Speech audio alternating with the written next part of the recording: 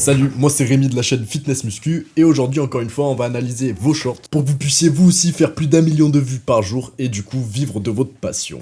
Et on va commencer par cette vidéo de Hitraz.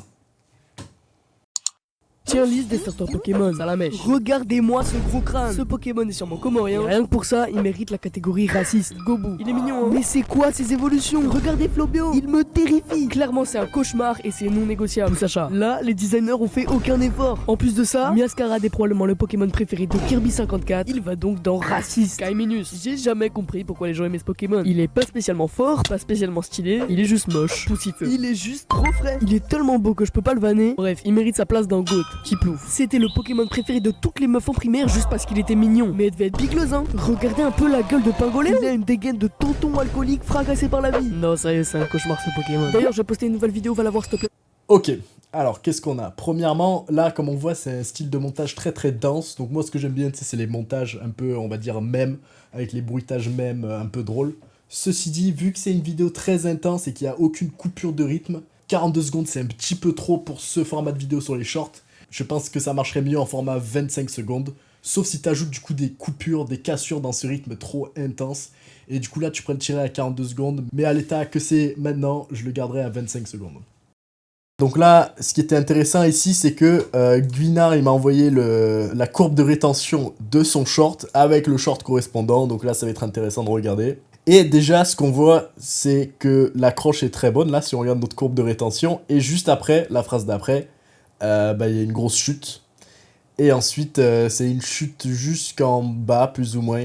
Donc ça veut dire que l'accroche, elle est bonne. La première phrase, elle est bonne. Et ensuite, le reste, c'est amélioré.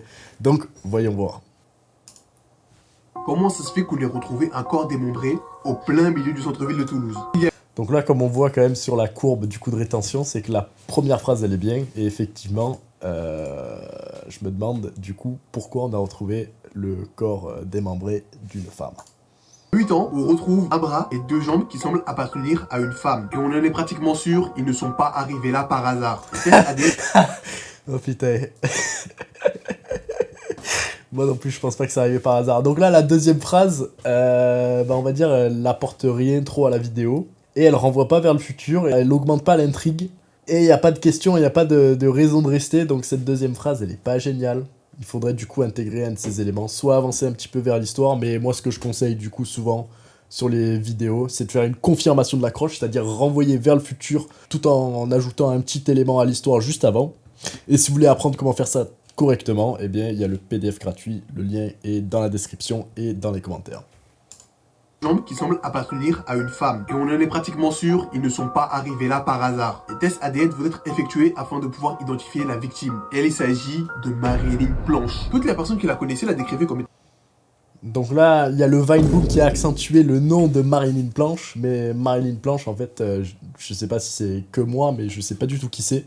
Donc t'as accentué un élément, mais enfin les éléments que tu vas accentuer, c'est des éléments où genre tout s'assemble, quoi. Des éléments très importants dans l'histoire, où tout devient clair, et là ça devient pas plus clair. La victime. Et il s'agit de Marilyn Planche. Toutes les personnes qui la connaissaient la décrivaient comme étant quelqu'un de très serviable, de gentil, une personne très douce, de très sérieuse. Dis-toi seulement que c'est vraiment pas le genre de personne à attirer les problèmes.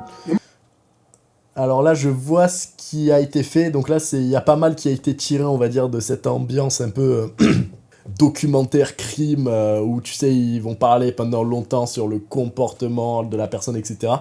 Mais ça se convertit plutôt mal dans le format short. Et dans le format, on va dire, très long vidéo de 30 minutes, etc., je pense que ça va bien marcher. Mais dans le format flanche, mais dans le format short, eh bien, on n'a pas le temps pour on va dire, le gras, quoi, c'est-à-dire les éléments pas très importants qui ne renvoient pas vers le futur ou qui avancent pas l'histoire, quoi. Donc si une phrase ne fait aucun des deux, faut la dégager, quoi.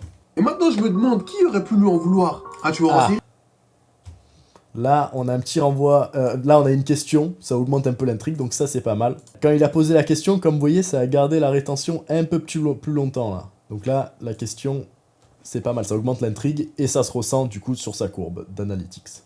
Qui aurait pu lui en vouloir? Un tueur en série? Un gang? Un malade mental? Ou juste une collègue de travail jalouse? T'as envie de savoir, hein? T'inquiète pas mon frérot, je vais pas te laisser en galère, je t'ai cuisiné une petite vidéo YouTube qui va parler de tout ça dans les détails. C'est cadeau, hein, c'est pour moi. Ok. Je vois ce qu'il a essayé de faire, mais la conclusion, c'est une telle déception qu'en fait, ça va juste énerver les gens, quoi, on va dire. Ils vont être déçus, ils vont vite swiper, ils vont pas aller regarder le profil. Alors que s'il y avait une conclusion un petit peu mieux, et que cette conclusion un petit peu mieux ouvre vers la question, une autre question sur le meurtre, je pense que ça aurait été plus efficace pour renvoyer les gens vers la vidéo longue. Mais là, en gros, tu bâtis. Du coup, il monte les attentes, tout ça. On a les grosses attentes, et ensuite la conclusion, elle est là. Donc ça, déception dans le cerveau, et donc swipe. Ceci dit, s'il avait bâti sur un élément spécifique de l'histoire où il augmente, et on a la réponse à cette problématique spécifique, et du coup ça fait une conclusion qui est bien, mais qu'ensuite il réouvre, mais du coup, qui c'est qui a terminé la vie de Marilyn Blanche? Eh bien, regarde ma vidéo longue, ça aurait été pas mal. Et deuxième truc aussi, c'est que là, la vidéo, elle se termine... T'as envie de savoir, hein. T'inquiète pas, mon frérot, je vais pas te laisser en... T'as envie de savoir. Voilà, elle se termine à la seconde 31, et ensuite il y a 10 secondes à la fin de la vidéo où juste tu fais la pub vers ta vidéo longue et pour qu'ils s'abonnent. Là, sur la courbe, les gens, ils ont vite quitté. Et du coup, ça, c'est pas bon. Donc j'aurais fait une pub un peu plus courte, quoi. Tu peux te permettre, on va dire, 3 secondes de pub, mais 10 sur une vidéo de 40 secondes, non. Et comme on voit, vu que c'était une telle déception, il y a personne qui s'est même arrêté pour commenter, quoi. Si vous voulez que j'analyse vos shorts, il y a le Discord. Et si vous voulez apprendre comment devenir meilleur dans la création de vidéos, regardez le PDF gratuit en bas.